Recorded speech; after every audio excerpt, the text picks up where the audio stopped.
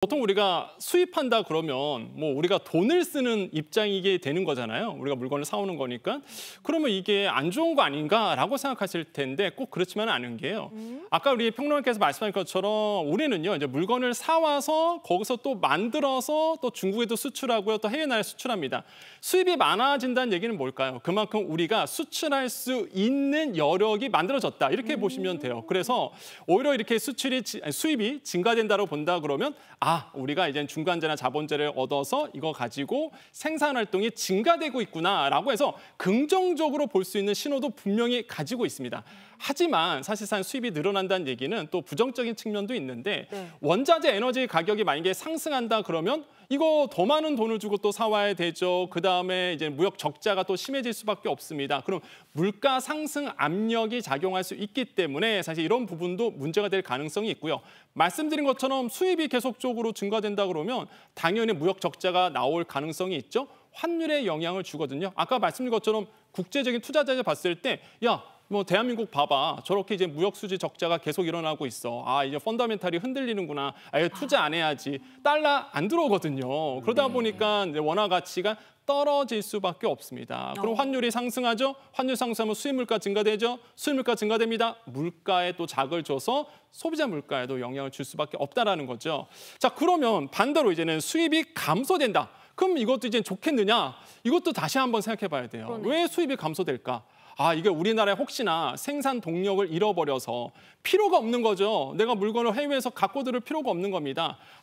한마디로 생산 활동력이 좀 떨어지다 보니까 힘을 잃었다. 이렇게 또 우리가 해석할 수 있거든요. 그래서 이런 부분들이 이제는 문제가 될 수 있고 반면에 이제 무역 수지가 개선되는 효과는 분명히 있을 겁니다. 그래서 이렇게 수출이 증가되고 또 수출이 감소되고 또 수입이 증가되고 수입이 또 감소되고 이렇게 수출입 동향이 그래서 매우 이제 중요하다라고 보시면 되겠습니다. 그 균형점을 맞춰 나가는 것이 우리나라 이제 정부의 숙제다라고 말씀드릴 수 있습니다. 그러니까 우리가 건강하기 위해서는 들숨과 날숨을 원활하게 해야 하듯이 수출과 수입도 좀 균형을 맞춰가면서 잘해야 경제에 피가 돌지 않을까 이런 생각을 해봤습니다. 저는 그거 MC다, 그 비유로 좀 이해가 됐어요. 저는 이해가 좀 안 됐거든요. 들숨과 날숨. 이해됐어요. 괜찮죠? 이제. 네. 요거 괜찮았어요. 적절한 비유인 것 같아요. 그냥 수출만 많이 하면 좋겠고 수입은 안 했으면 좋겠다 이렇게 생각했는데 균형이 중요하다는 거. 균형이 중요하다. 물가에 영향을 주네요. 그러면 이제 5월이잖아요. 5월 수출입 동향에 지난달에 수입이 어땠는지 그것도 한번 파악을 해볼게요. 앞서 말씀드린 대로 수출이 전년 대비해서 1.3% 줄었잖아요. 근데 수입은 더 크게 줄었습니다. 5.3%나 줄었습니다. 수출이 줄었는데요. 수입은 더 크게 줄었습니다. 그러다 보니까 5월 무역 수지가요. 69억 4천만 달러로 지난해 5월보다 20억 5천만 달러나 늘어난 흑자를 기록했습니다. 이런 걸 어떻게 표현하냐면 불황형 흑자다라고 표현합니다. 보통 이제 흑자는 좋잖아요. 근데 그 앞에 불황형이라는 조금 안 좋은 말이 붙었어요. 이걸 이제 가계로 비유하자면요. 여유 자금이 늘었는데 어떻게 늘었냐를 보니까 돈을 더 많이 번 게 아니라요. 버는 돈이 줄었는데 씀씀이를 더 많이 줄인 겁니다. 허리띠를 졸라. 그런데 이 허리띠 졸라매는 거 이거 한계가 있잖아요. 그러다 보니까 여유 자금 만들려면 결과적으로는 돈을 더 많이 벌어야 하는 겁니다. 그런데 미국의 추가 관세 확대가 만약에 현실화된다라고 하면 하반기에 우리나라가 수출을 통해서 돈을 벌어들 가능성 점점 적어지잖아요. 그런데 아까 말씀드린 대로 이 씀씀이 줄이는 건 한계가 있고요. 그러니까 하반기에는 그나마 상반기에는 불황형 흑자라도 기록을 했는데 하반기에는 결국 적자로 돌아서는 거 아니냐라는 걱정이 앞섭니다. 그러면 이 문제를 어떻게 해결해야 되느냐? 물론 단기적으로 해결할 수 있는 문제는 아닙니다. 근데 앞서 보셨듯이요. 미국과 중국은 줄었는데 유럽은 늘었잖아요. 만약에 유럽 같은 나라가 더 여러 개가 있다라고 하면 우리 전반적으로 무역 수지 상황이 괜찮겠죠. 그래서 장기적으로는 수출 다변화를 포함해서 무역 구조 개편을 하루빨리 이뤄내야겠습니다. 경제 동향을 알아보는데 수출입 동향이 왜 중요한지를 알아보는 시간이었습니다. 제가 제일 기다렸던 질문을 이제 할 수 있게 됐어요. 네, 뭔가요? 이 세 분이 어쩜 이렇게 경제를 잘 아시는지, 또 투자를 잘 하고 계실 것 같은데 그 배경이 무엇인지, 그러니까 경제 동향 볼 때 수출입 동향 말고 혹시 나만의 그 비법, 뭘 알아본다, 이런 거 좀 있으면 알려주시겠어요? 한 공유해 분씩요? 주세요. 네. 비법은 아니고 비법이라고 하긴 좀 약간 민망하긴 한데. 근데 이제 우리가 수출입 동향 결국 이제 글로벌 경기가 중요한데 제가 이제 보는 건 뭐냐면 그것도 중요하지만 우리 내수 경기 정말 안 좋잖아요. 근데 이 내수를 또 파악하는 지표들이 있거든요. 근데 그걸 미리 좀 알려주는 지표가 있다면 우리 향후 좀 내수 경기 파악하는 데 도움이 되겠죠. 그래서 저는 이제 보는 것 중에 한 2가지가 일단 이제 소비자 심리 지수랑 출산율을 좀 많이 출생아 수라 그러죠. 우리가 보통 이걸 좀 확인을 좀 하는 편인데 이 소비자 심리 지수는 뭐 이 생활 형편이나 생활 형편 전망이나 가계 수입, 뭐 소비자 지출 전망, 현재 경기 판단, 향후의 경기가 또 어떨 것 같다 이런 것들을 한 6개 항목을 좀 묶어가지고요 종합적으로 이제 평가를 하는데 이게 이제 100이 기준입니다. 근데 이제 과거 평균들이 있잖아요.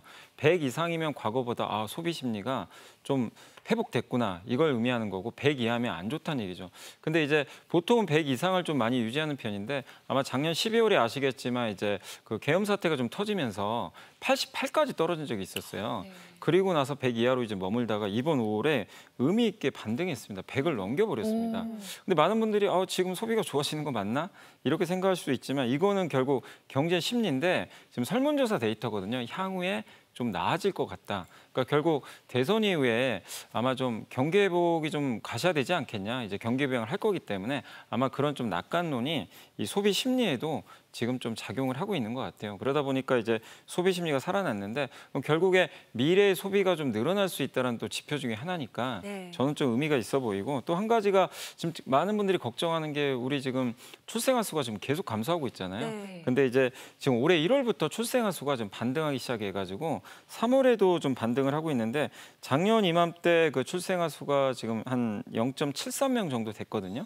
근데 이번에 0.77명으로 조금 늘어났다고 합니다. 그러니까 조금 이제 반가운 소식이고 이거의 또 선행 지표 중에 하나가 혼인 건수인데 작년 4월부터 혼인 건수가 지금 계속 늘어나기 시작을 했대요. 그러니까 혼인 건수가 늘어난다는 건 앞으로 또 출생아 수가 더 늘어날 수 있는 배경이 되니까 이런 부분들은 그래도 좀 약간 지금 내수가 좀 안 좋지만 우리가 좀 약간 희망을 가져볼 수 있는 그런 좀 지표가 아닌가라고 말씀을 드리겠습니다. 네, 저희가 돈문돈답 시간에서도 혼인 건수 늘어나고 출생아 수 늘어난다고 전해드린 바 있는데 이제 우리의 경제도 좀 깨어났으면 좋겠습니다. 우리 권혁준 평론가님은 어떤 꿀팁이 있으신가요? 저는 일단 금리를 좀 체크를 하셔야 된다라고 항상 말씀을 드립니다. 그러면 금리 체크하려고는 뭘 봐야 되느냐? 이제 물가 동향이랑 그다음에 경제 성장률 이렇게 2가지 지표를 좀 보실 필요 있겠는데 아마 많은 분들이 공감이 안 되실 거예요. 우리나라의 지금 현재 4월의 물가 상승률은 2.1%입니다. 그러니까 안정적으로 가고 있어요. 근데 다만 먹는 물가가 높아서 많은 분들이 아니 물가가 지금 안정화되고 있단 말이야? 말도 안 돼 이러실 텐데 먹는 물가, 가공식품 물가가 높을 뿐이지 우리나라의 지금의 물가는 한 2% 초반대 있습니다. 그래서 물가는 안정적이에요. 그러면은 이제는 금리를 인하될 분위기를 이제 만들어지는 거고 그 다음 단계로 경기 상황을 봐야 됩니다. 그러면 우리나라의 성장률이 지금 어떻게 돼가고 있느냐? 최근에 한국은행이 이제는 잠정 성장치를 발표했는데 수정치를 발표했습니다. 여기에서 0.8% 성장이라고 이제는 예상을 했거든요. 연 올해. 그러니까 반토막을 냈습니다. 원래 예상보다. 그러니까 성장률 자체가 둔화되고 있다라는 거죠. 그럼 이런 상황에서 어떻게 할까요? 통화 정책은 당연히 이제는 금리 인하를 선택하게 됩니다. 그래서 지금 최근에 5월 달에 이제 금통위에서 금리 인하를 한 번 단행을 했었고요. 그래서 하반기에 이런 얘기가 나옵니다. 좋아, 물가 안정되고 있고 이제는 경기 상황이 안 좋아. 그럼 이런 상황에서 돈 풀기 들어가야 돼라는 당연히 이제 생각이 들 수밖에 없어요. 그래서 하반기에 금리 인하가 한 번 더 단행될 수 있다라는 전망이 시장에선 계속적으로 나오고 있습니다. 그래서 이러한 포인트를 읽어야지만 뭐 부동산이나 주식시장이나 다양한 자산 시장에 투자할 때 굉장히 도움을 받을 수 있게 됩니다. 금리가 내려갈 여지가 있대요. 네, 또 눈이 반짝이네요. 어떤 생각이신가요? 네. 지금 두 분 의견 듣고서 좀 똑똑해지는 느낌이 듭니다. 마지막으로 고란 평론가님은 어떤 거 참고하세요? 저는 이제 과거에는 보지 않았던 건데 이 트럼프 행정부 들어서 트럼프 시대 반드시 봐야 될 건 뭐다? 트럼프가 뭐라고 얘기하느냐. 특히 트럼프의 입을 보시는 거구나. 그래서요, 그 트럼프의 개인 SNS가 있잖아요. 그거를 투자하시는 분들은 반드시 팔로우 하시지 않아야 할까라는 생각이 듭니다. 사실 전 세계 지금 경제에 가장 큰 영향을 미치는 건 트럼프의 관세 정책입니다. 트럼프가 관세 정책 방향을 어떻게 바꾸느냐. 갑자기 지난주에도 있었죠. 철강 관세를 25%로 한다고 했다가 갑자기 50%로 올려버리는, 그래가지고 시장에 이제 충격을 주는 일도 있었고요. 특히 우리나라 경제를 보자면 우리는 내수를 키워야 하긴 하지만 여전히 수출에 굉장히 의존도가 큽니다. 때문에 트럼프의 관세 정책에는 민감할 수밖에 없고요. 그래서 지금 현재 상호 관세 협상이 현재 진행되고 있습니다. 그 4월 2일 날 상호 관세 발표하면서 시장이 굉장히 충격을 받았습니다. 우리나라 같은 경우에도 갑자기 안 내던 관세를 물게 되면서 걱정이 많았었는데요. 일단은 유예가 된 상황인데 이 유예되는 와중에 지금 각국이 협상을 벌이고 있습니다. 지금 현재 협상을 가장 활발하게 하고 있는 곳은 일본입니다. 네. 그런데 일본 언론 쪽에서 무슨 얘기가 나왔냐면요. 6월 15일에 캐나다에서 G7 정상회의가 열립니다. 그런데 그 전에 미국과 일본의 정상이 만나서 아마 관세 협상을 마무리하지 않겠느냐라는 보도가 나왔습니다.